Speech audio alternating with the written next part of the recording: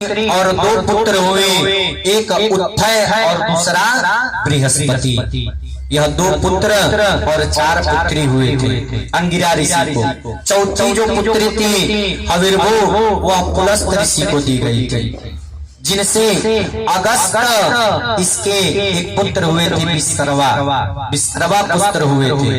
विश्रवा की पहली पत्नी इविला से कुबेर का जन्म हुआ था, और विश्रवा की जो दूसरी पत्नी थी केसनी, इसी से रावण, कुंभकर्ण और विभीषण का जन्म हुआ था। यह विश्रवा की दूसरी पत्नी जो केसनी थी उससे जन्म हुए थे। यह हविर्भी का यह वंश था। 5वीं पुत्री जो गति थी वह पुला ऋषि के साथ ब्याही गई थी, जिनसे एक पुत्र हुए कर्म, दूसरे हुए वरियन, तीसरे सहिष्णु। यह 3 पुत्र पैदा हुए थे।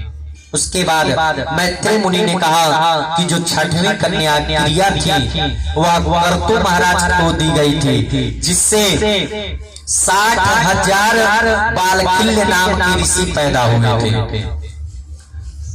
60,000 बालकिल्य नाम के ऋषि पैदा हुए थे।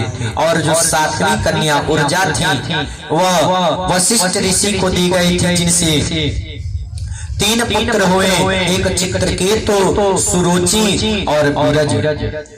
और 8वीं कन्या जो चित थी अथर्वा ऋषि को दी गई थी, उनसे एक धृतवृत्त, दत्तवास, मनु जो दतीची थे, और तीसरे अश्वरी शीर्षा 3 पुत्र हुए थे।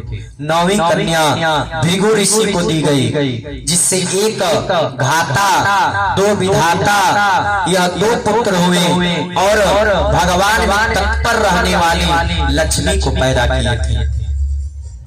उसके बाद कहा कि हे विदुर जी, जो तीसरी कन्या प्रसूति थी यह दक्ष प्रजापति को दी गई थी। मनु महाराज की जो तीसरी कन्या यह प्रसूति थी यह दक्ष प्रजापति के साथ ब्याही गई थी, जिसकी 16 कन्या पैदा हुई थी। इनमें से 13 धर्म को ब्याही गई थी, एक स्वाहा को, एक अग्नि को दी गई थी, जिससे एक पावक, अपमान, अशुचि, 3 पुत्र हुए थे अग्नि को। इनसे 45 अग्नि मिलकर 49 हुए, और धर्म की 13 पत्नियों का वंश इस प्रकार था। एक श्रद्धा ने शुभ को, दूसरा मैत्री ने प्रसाद को, तीसरी दया ने अभय, और 4 शांति ने सुख को प्रदान किया था। बताया कि जो द्वापर में नर नारायण श्री कृष्ण और अर्जुन हुए थे और पृथ्वी का भार उठा रहा था, यही थे। और दूसरा जो स्वधा थी पीतरों को दी गई थी। इसीलिए जब पीतरों का हवन होता है तो उसमें स्वधा शब्द का प्रयोग किया जाता है, और अगर देवताओं का स्वाहाकार होता है तो उसमें स्वाहा स्वाहा कहा जाता है। यही कारण है कि जो स्वधा थी वो पीतरों को दी गई थी। आज जो तीसरी कन्या बची थी, 13 कन्या तो धर्म से ब्याही गई थी, एक अग्नि को, एक पितरों को दिया गया, और जो तीसरी कन्या यह जो 16वीं कन्या बची थी यह सती थी। इन्हीं का विवाह भगवान भूत भावन भोलेनाथ के साथ हुआ था। मैत्रेय जी ने विदुर जी को बताया, कहा महाराज यही जो यह दक्ष प्रजापति की 16 कन्या थी उनका यह वर्णन है। विदुर जी कहे महाराज, हमने सुना है कि दक्ष प्रजापति और भगवान शिव में विद्रोह था, और हम तो यह भी जानते हैं महाराज कि ससुर और दामाद में ऐसा प्रेम होता है जैसे इस आंख का इस पुलक से होता है, इस प्रकार प्रेम होता है। तो कैसे इन दोनों में विद्रोह हो गया, यह कथा आप बताइए, मेरे सुनने की इच्छा है। मैत्रेय जी ने कहा, विदुर जी, दक्ष ने एक बार पितामह ब्रह्मा ने समस्त देवों का परिचय कर बीच में अपने प्रिय पुत्र दक्ष को प्रजापति घोषित कर दी।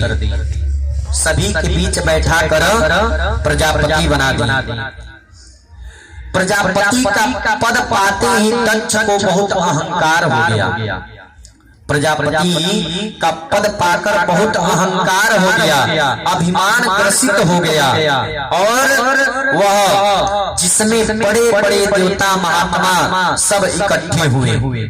एक समारोह का आयोजन किया। जब प्रजापति बना तो एक समारोह का आयोजन किया। उसमें सभी प्रजापति महात्मा देवता सब इकट्ठे हुए और अपने उस स्वागत सभा में जब दक्ष प्रजापति ने प्रवेश किया तो सभी सभासदों ने खड़े होकर सम्मान दिया, स्वागत दिया। दक्ष ने अहंकार में चारों तरफ दृष्टि घुमाया तो देखा क्या कि मेरे स्वागत में यह शिव नहीं खड़े हुए हैं, हमारे स्वागत में यह शिव नहीं खड़े हुए हैं, परंतु शिव भगवान को देखकर तो लाल पीला हो गया। यह तो मेरा दामाद है, मैंने अपने बेटी सती से ब्याही है, इसने मेरा सम्मान क्यों नहीं किया। बस अपनी गद्दी पर बैठते ही भाषण प्रारंभ कर दिया। दक्ष ने कहा, सावधान होकर सुन लीजिए, केवल एक ही बात कहना चाहता हूँ कि विशिष्ट लोगों में विशिष्ट लोगों का ही आगमन होना चाहिए। अब यह शिव जी को अब शब्द प्रयोग करने लगे। कहा कि सभ्य समाज में अब सभ्य व्यक्ति अगर आके बैठ जाए तो वह सभा बिगड़ जाता है। सब एक दूसरे का मुंह देखने लगे। यहाँ अब सभ्य कौन दिख रहा है भाई, कौन अब सभ्य आ गया है।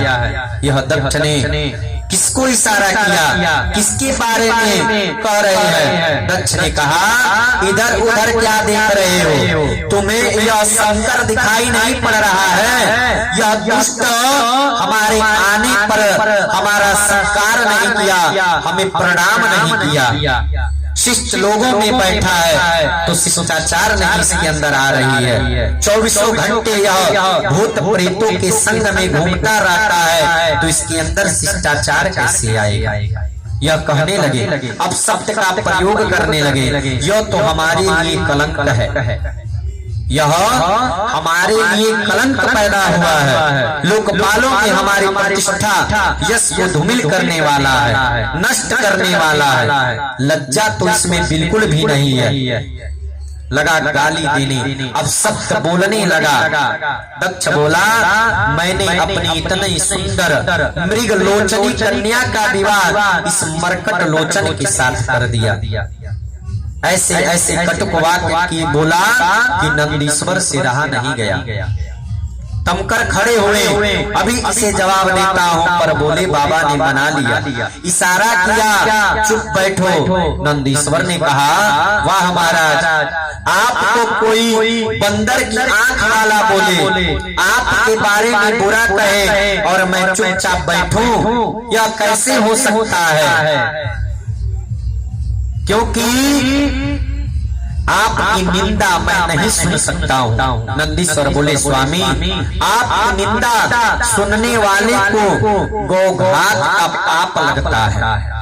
मैं आपका दोष ना देख सकता हूँ, ना सुन सकता हूँ। भोलेनाथ मुस्कुराए पड़े, अरे भाई कोई बात नहीं, गाली दे रहे हैं तो क्या हुआ, हमारे ससुर जी ही तो हैं।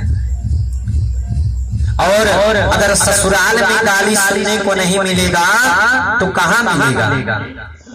दक्ष का दुस्साहस बढ़ता ही चला गया। स्थिति ये आ गई कि क्रोध में भरे दक्ष ने अंततो गत्वा भगवान शिव को श्राप दे डाला कि आज के बाद इस शंकर को किसी भी यज्ञ में कोई भाग ना दिया जाए और इसके जो भी भक्त होंगे, अघोरी होंगे, मदिरा पान करने वाले होंगे, गजेड़ी होंगे, नशेड़ी होंगे, यह शराब दे दिया। यही कारण है कि भगवान शिव जी के जो भी भक्त होते हैं वह नशेड़ी होते हैं। शिव जी इतना वैष्णव कोई नहीं है, क्योंकि भगवान शिव अपने हृदय में राम का वास करते हैं। तो बताइए वह भला कैसे मदिरा या गांजा का पान कर सकते हैं? बस उनको शराब लगा है महाराज, शराब के नाते उनको अघोरी कहा जाता है। बस शराब दक्ष का शराब था, इसीलिए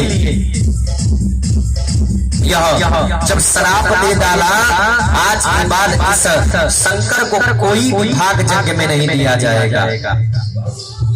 जब श्राप दिया तो नंदीश्वर से अब नहीं रहा गया और खड़े होकर बोले, ये प्रजापति दक्ष, तू यह पद क्या मिल गया? तू इतना अभिमानी हो गया, अभिमान में इतना तुझे गुरूर हो गया कि तू जब आया जो मन में आया तो कह दिया। तब यह हमारे भोलेनाथ के अपमान में बड़बड़ा रहा है। इसीलिए जा मैं तुझे श्राप देता हूँ कि यह जो तेरा मुख है बकरे का मुख हो जाए। नंदीश्वर ने उस दक्ष प्रजापति को श्राप दे दिया। भृगु खड़े होकर दाढ़ी पर हाथ घुमा रहे थे। नंदी ने, यह ससुर दामाद का आपसी झगड़ा है, तू बीच में क्यों बोल रहा है? मैं भी श्राप देता हूँ कि शिव के गण पाखंडी हो जाए, शिव के जो गण है पाखंडी हो जाए। शिव जी के सारे गण खड़े हो गए। ए बूढ़े बाबा, तुमने हमें पाखंडी कैसे कह दिया? हम भी श्राप देते हैं कि तेरे जैसा चाटुकार ब्राह्मण भिखमंगा बन जाए। भोलेनाथ ने कहा, अरे राम राम, यह क्या कर रहे हो? यह आप लोग आपस में क्यों विद्रोह कर रहे हो?